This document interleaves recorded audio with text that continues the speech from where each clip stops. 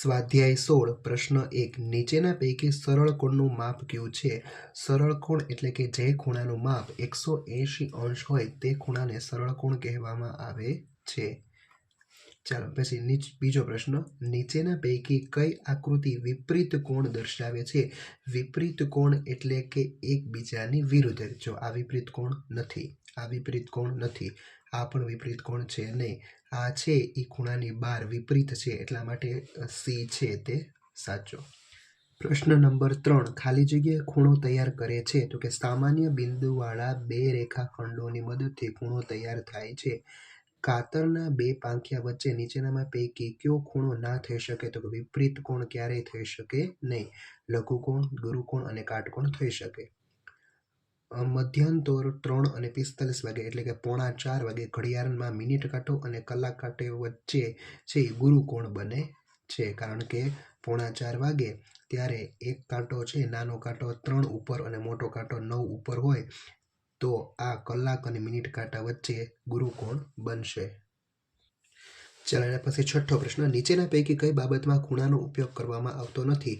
બે રેખાખંડને ફેરવવાનું પ્રમાણ, તો એમાં ખૂણાનો ઉપયોગ થાય. સાગરની ઊંડાઈ માપવી, તો એમાં ખૂણાનો ઉપયોગ થાય નહીં.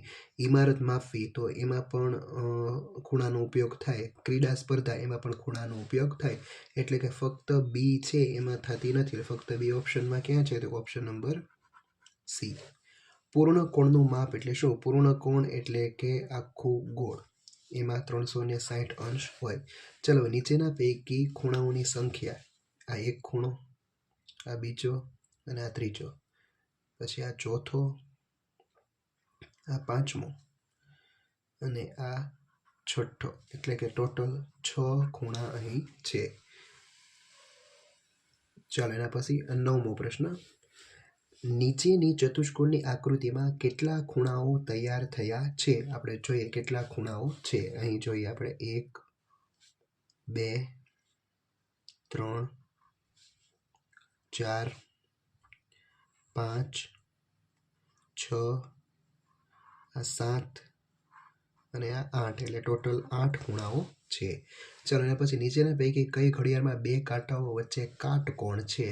કાટકોણ છે એ કયા વચ્ચે છે આપણે જોઈએ. ચાલો સૌથી પહેલા છે એ આપણે જોઈએ તો કે 3 અને 12, એટલે કે અહીં કાટકોણ રચાય છે 90 અંશ. ચલો અહીં છે એ કાટકોણ કરતાં સહેજ મોટો ખૂણો છે. અહીં લઘુકોણ છે અને અહીં છે એ સરળ કોણ છે, એટલે ઓપ્શન એ આપણો સાચો. અહીં તમારો આ સ્વાધ્યાય પૂરો થાય છે. Thank you.